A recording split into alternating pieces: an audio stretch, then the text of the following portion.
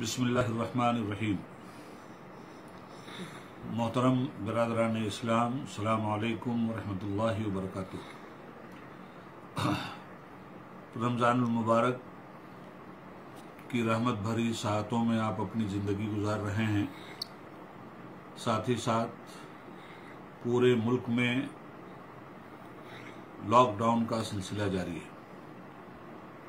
मैं उबैदुल्लाह खान आज़मी मुख्तलिफ चैनलों के ज़रिए उम्मत मुस्लिमा को एक पैगाम देना चाहता हूँ और मेरे ही तरह दीगर उलमाए किराम ने भी और रहबरान मिल्लत ने भी आपके नाम ये पैगाम नशर किया है।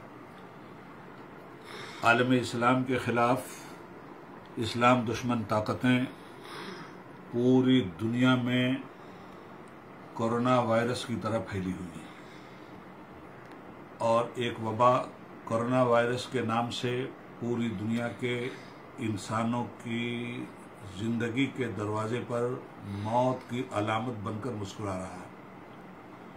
ऐसे आलम में हम हिंदुस्तानी मुसलमानों की जिम्मेदारियां इस पस मंज़र में बहुत ज़्यादा माना रखती हैं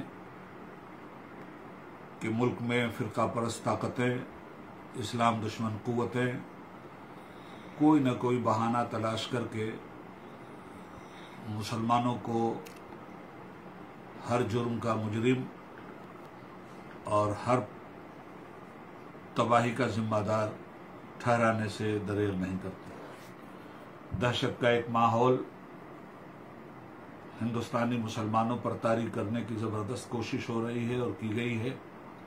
मॉब लिंचिंग, दिल्ली का फसाद, हिंदू मुस्लिम के बीच नफरत का जहर, ये सारी चीज़ें आरएसएस ने मंसूबाबंद तरीके से हुकूमत हिंद के ताकत और पावर की बुनियाद पर इस्लाम दुश्मनों को शह देकर मुल्क के मुस्तकबिल से खिलवाड़ किया है। हमारा हिंदुस्तान गंगा जमुनी तहजीब का मुल्क है। हिंदू का हा और मुस्लिम का माँ दोनों मिलकर हम बनते हैं और हम बनकर ये मुल्क बरसों की रवादारी से दुनिया के सामने अपना सर फख्र से ऊंचा किए हुए था। आज इस मुल्क को बीजेपी की नज़रें बद लग गई है और नफरतों के शोले फ़िरका परस्त कुव्वतें पूरे मुल्क में फैलाकर मुसलमानों को उसका जिम्मेदार ठहराने में लगी हुई है।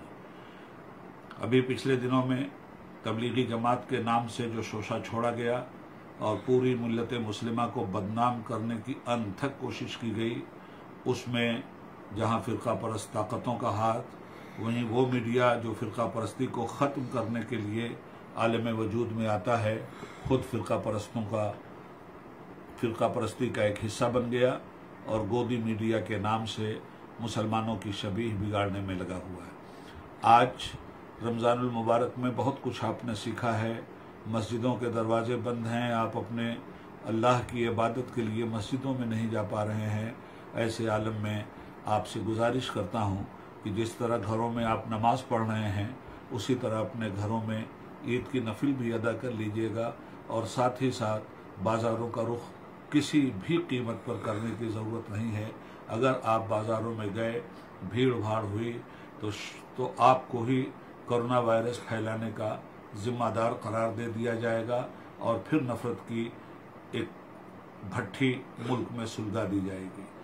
जो लोग शराब खरीद रहे हैं, शराब की दुकानों पे जा रहे हैं, इस यतीम और हकीर व फ़कीर हुकूमत की झोली खाली हो चुकी है, शराब के मटके से अपना पेट भरना चाहती है। सोशल डिस्टेंसिंग की अफरा तफरी में धज्जियाँ उड़ रही हैं, वहाँ किसी को मुर्द इल्ज़ाम नहीं ठहराया जाता। मगर आप जाकर सामान खरीदेंगे, भीड़ लगेगी और कोरोना वायरस मुल्क में फैल ही रहा है। यही गोदी मीडिया अपने कमीनापन की हरकतों से बाज ना आकर ऐलान करता फिरेगा कि ये देखिए मुसलमानों ने सोशल डिस्टेंसिंग की धज्जियाँ उड़ा दी और इस तरह मुसलमान ईद की खरीदारी में ईद के कपड़े खरीदते हुए पूरे मुल्क में कोरोना वायरस फैला रहा है। प्लीज़ प्लीज़ प्लीज़ आपसे मुअद्दबाना गुजारिश है कि आप अपने आप को हर एतबार से इन साजिशों से बचा कर रखें। अल्लाह हमारा और आपका हामी और नासिर हो। सलाम अलैकुम व रहमतुल्लाहि व बरकातहू।